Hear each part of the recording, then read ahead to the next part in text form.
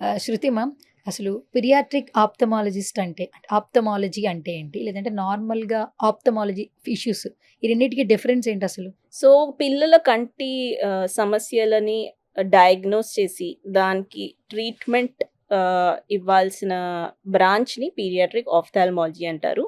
ఈ స్పెషాలిటీకి సంబంధించిన డాక్టర్‌ని పీడియాట్రిక్ ఆఫ్థాల్మాలజిస్ట్ అంటారు. సో, ఇది ఒక డిఫరెంట్ స్పెషాలిటీ ఉందని యూజువల్‌గా ఇప్పుడిప్పుడే కొత్తగా వస్తుందనమాట ఈ స్పెషాలిటీ. సో, దీని పట్ల అవేర్‌నెస్ చాలా తక్కువ ఉంది. ఎందుకు పీడియాట్రిక్ ఆఫ్థాల్మాలజీ అనేది సెపరేట్‌గా ఒక బ్రాంచ్ అవసరమా? లేదా మనకి? సో, యూజువల్‌గా పేరెంట్స్ జనరల్‌గా పిల్లలని జనరల్ ఆఫ్థాల్మాలజిస్ట్ దగ్గర తీసుకెళ్తారు.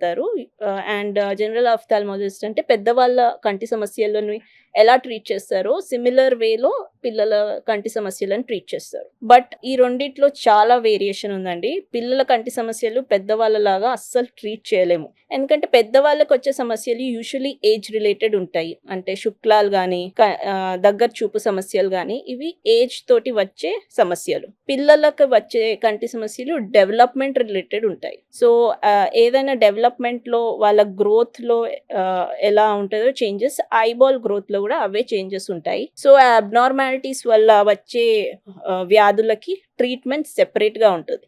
దీన్ని రెండిటిని సిమిలర్‌గా ట్రీట్ చేయలేము. సో, అందువలన ఇది ఒక డిఫరెంట్ స్పెషాలిటీ లాగా ఏర్పడింది. అండ్ ఇప్పుడిప్పుడే ఈ మధ్యలో అవేర్‌నెస్ వస్తుంది.